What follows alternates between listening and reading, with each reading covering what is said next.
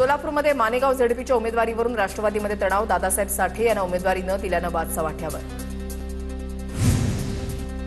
फेब्रुवारीच्या पहिल्या आठवड्यामध्ये ठरणार नागपूरचा महापौर. नागपूर महानगरपालिकेमध्ये सर्वसाधारण महिलेसाठी महापौर पदाचं आरक्षण.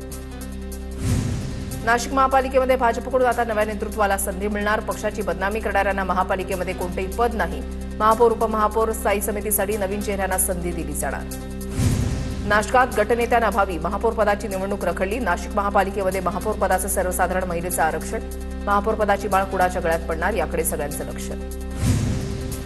पनवेलच्या महापौर पदाच्या दावेदार म्हणून ममता म्हात्रे यांच्या नावाची चर्चा. ममता म्हात्रे या बिनविरोध निवडून आल्या होत्या. भाजप युवा नेते प्रीतम म्हात्रे यांच्या त्या पत्नी आहेत. जळगावच्या वरणगावमध्ये शरद पवारांच्या राष्ट्रवादीच्या कार्यकर्त्यांचा शिंदेच्या शिवसेनेमध्ये प्रवेश. मंत्री गुलाबराव पाटलांच्या उपस्थितीमध्ये केला प्रवेश. पुणे जिल्ह्यामध्ये एका दिवसामध्ये जिल्हा परिषद आणि पंचायत समिती निवडणुकीसाठी 58 जणांकडून अर्ज मागे घेण्यासाठी मंगळवार हा शेवटचा दिवस.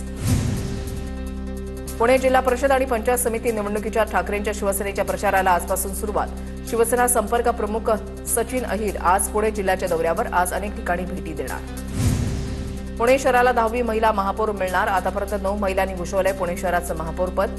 तर 6 फेब्रुवारीला महापौर पदाची निवड होणार. रायगड जिल्हा परिषद निवडणुकीच्या मतदार यादीमध्ये 36,528 दुबार मतदार असल्याचं सबूत. तर मी इतर मतदान केंद्रावर मतदान करणार नाही असं मतदान करण्यापूर्वी हमीपत्र द्यावं लागणार.